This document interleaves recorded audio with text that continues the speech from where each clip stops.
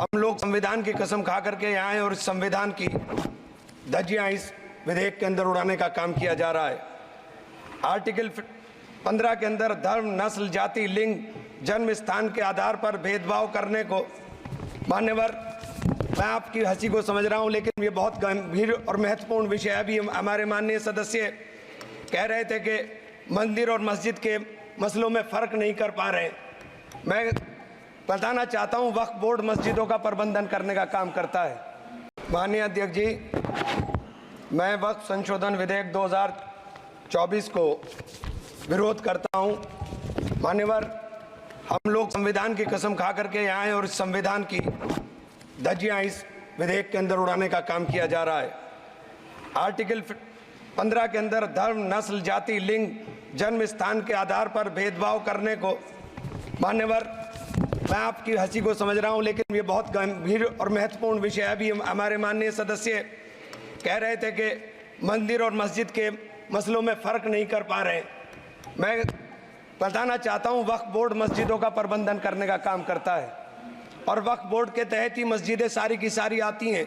और वक्फ बोर्ड की शक्तियों को आप ख़त्म कर करके डीएम राज ला करके उन तमाम प्रॉपर्टीज़ के ऊपर लगभग 8 लाख एकड़ प्रॉपर्टी पूरे देश के अंदर वक्फ बोर्ड के पास है। आप वक्फ बोर्ड की प्रॉपर्टियों को खुर्द-बुर्द कराने की जो साजिश लोग कर रहे हैं, उन साजिशों को बल देने का काम कर रहे हैं।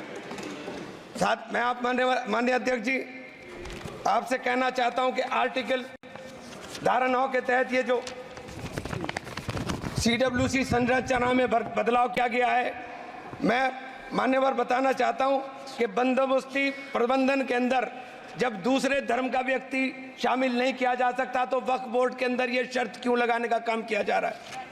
और आप अगर शर्त भी लगा रहे हैं तो मैं आपसे एक बात पूछना चाहता हूं कि जो कब्जे पर प्रॉपर्टी के ऊपर पूरे देश के अंदर वक्फ की प्रॉपर्टी के ऊपर कब्जे हुए हैं, उन कब्जों को कब्जा मुक्त करा करके अगर कानून लाते के उनको कब्जा मुक्त करा के वहां पर हम लोग शिक्षण संस्थाएं चलाएंगे।